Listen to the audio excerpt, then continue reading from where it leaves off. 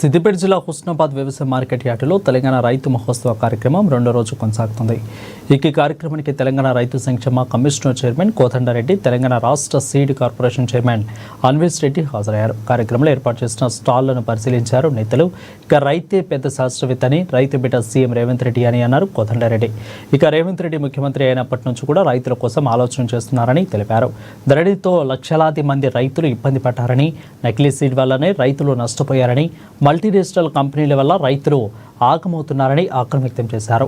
అందుకే రైతుకు విత్తన హక్కును కల్పించే దిశగా విత్తన చట్టం తీసుకురాబోతున్నారని వెల్లడించారు. దానికోసం విత్తన కమిటీ వేశారని, ఆ విత్తన కమిటీ జిల్లాల పర్యటన చేసి రైతుల నుండి అభిప్రాయాలు సేకరిస్తుందని అన్నారు.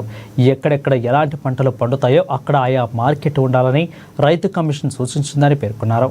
ఇక ప్రతిపక్షంలో రాజకీయం చేయడం కోసం మానేసి రైతులకు అండగా నిలబడాలని కోరారు కోదండరెడ్డి. ఈరోజు నిన్న ఈరోజు రేపు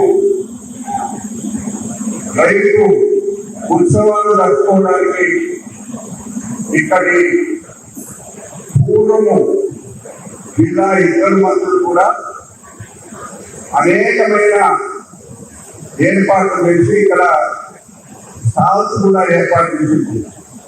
వారికి కూడా రైతాంగం పక్షాన ధన్యవాదాలు తెలియజేస్తూ, నిన్న వ్యవసాయ శాఖ మంత్రి తుమ్మల నాగేశ్వరరావు గారు కూడా మొదటి రోజు చనిపోయింది. నేను ఈ సందర్భంగా రైతు అనాదిగా త్యాగం చేస్తా ఉన్నారు. మీరు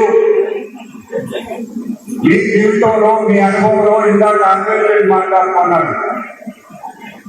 రైతే పెద్ద శాస్త్రవేత్త.